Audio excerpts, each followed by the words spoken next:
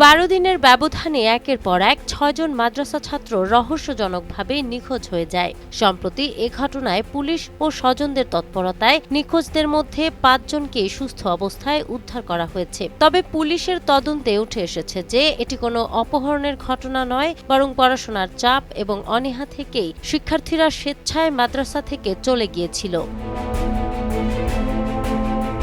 স্থানীয় সূত্রে জানা গেছে, শনিবার থেকে সোমবারের মধ্যে আলাদা আলাদা স্থান থেকে একযোগে ও বিচ্ছিন্নভাবে এই ছাত্ররা নিখোঁজ হয়ে যায়। অভিভাবক ও মাদ্রাসা কর্তৃপক্ষের সাধারণ ডায়েরির পর অভিযানে নামে পুলিশ।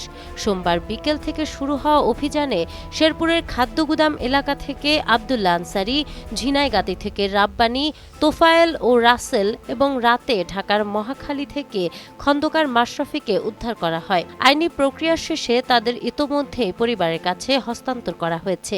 গত 27 তারিখ থেকে 9 তারিখ পর্যন্ত আমার থানা এলাকায় 3টি মাদ্রাসা থেকে প্রায় 6 জন শিশু নিখোঁজ হয়।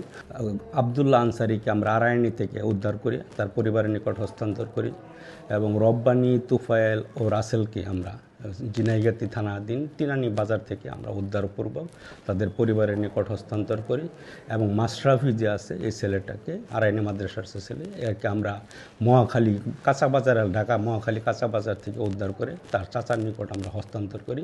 এবং এটা আসলে মূলত কোনো অপহরণ বা অন্য কোনো অপ্রীতিকর ঘটনা নয়। এটা ওই যে মাদ্রাসার ছেলেরা অনেক সময় তাদের পড়াশোনার হয়তো বা একটু চাপ থাকতে পারে, বা একটু যেহেতু তাদের পড়াশোনাগুলি একটু বন্দির মতো হয়ে যায়, হয়তো একটু ঘোরার জন্য হয়তো এরকম কোন কারণ রয়েছে, তাদের ওই ধরনের কোনো অপহরণ বা কোনো অন্য কোনো সংশ্লিষ্টতার কোনো তথ্য আমাদের কাছে নাই। তবে কোমলমতি শিশুদের এই নিখোঁজ হওয়ার নেপথ্যের কারণ নিয়ে ভিন্ন ভিন্ন বক্তব্য পাওয়া গেছে। সচেতন মহলের মতে, অনেক সময় ধর্মীয় প্রতিষ্ঠানগুলোতে পড়াশোনার অতিরিক্ত মানসিক চাপ ও কঠোর নিয়মানুবর্তিতা শিশুদের মনে এক ধরনের ভীতির সৃষ্টি করে, যা তাদের এমন সিদ্ধান্ত নিতে বাধ্য করে। যদিও অভিভাবক ও মাদ্রাসা কর্তৃপক্ষের দাবি, প্রতিষ্ঠান বা পরিবারের পক্ষ থেকে অতিরিক্ত কোনো মানসিক চাপ দেয়া হয়নি। মূলত সাধারণ অভিমান ও পড়ালেখার অনীহা থেকেই তারা চলে গিয়েছিল।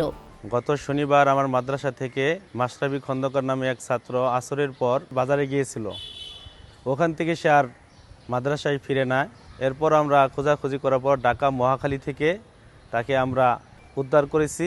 সে মাদ্রাসার কোনো চাপ এবং ফ্যামিলির কোনো চাপে বের হয় নাই। সে ব্যক্তিগত কারণে তার লেখাপড়া ভালো লাগে না, এই জন্যই সে চলে গিয়েছিল।